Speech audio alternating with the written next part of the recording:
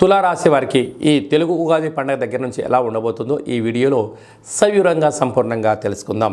తులారాశిలో ఏ నక్షత్రాలు వస్తాయనగా చిత్తా నక్షత్రంలోని 3వ పాదం, 4వ పాదం, స్వాతి నక్షత్రంలోని 4 పాదాలు, విశాఖ నక్షత్రంలోని 1, 2, 3 పాదములు కలిపితే తులారాశి. చాలామందికి పుట్టినటువంటి కాల సమయంలో డేటా ఆఫ్ బర్త్లు లేనటువంటి ఏకైక కారణం చేత పేరు యొక్క మొదటి అక్షరాన్ని అనుసరిస్తూ ఆ రాశిని తెలుసుకునే ప్రయత్నం చేద్దాం. రా, రి, శ్రీ, రు, రే, రో, తా, తి, తు, తే అక్షరాల వారందరూ కూడా తులారాశి జాతకులే. తులారాశి యొక్క అధిపతి శుక్రుడు.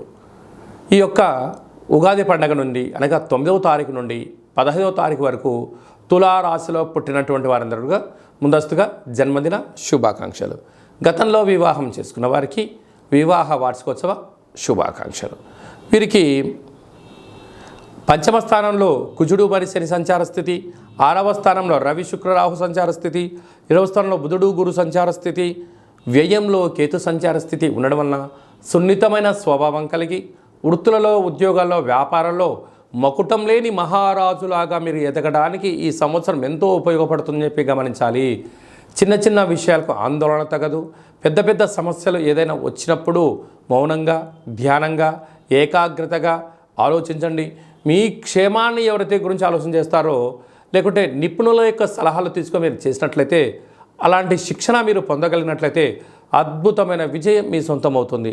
సాఫ్ట్వేర్ ఉద్యోగస్తులు, హార్డ్వేర్ ఉద్యోగస్తులు, యూట్యూబ్ని, వాట్సాప్, ఫేస్బుక్ నడిపించేటువంటి వారందరూ కూడా, క్రియేటివిటీ రంగాలు, సృజనాత్మకతమైన జీవితంలో ఉండబడిన వారందరికీ ఈ సంవత్సరం ఎంతో యోగదాయకమని చెప్పి గమనించాలి.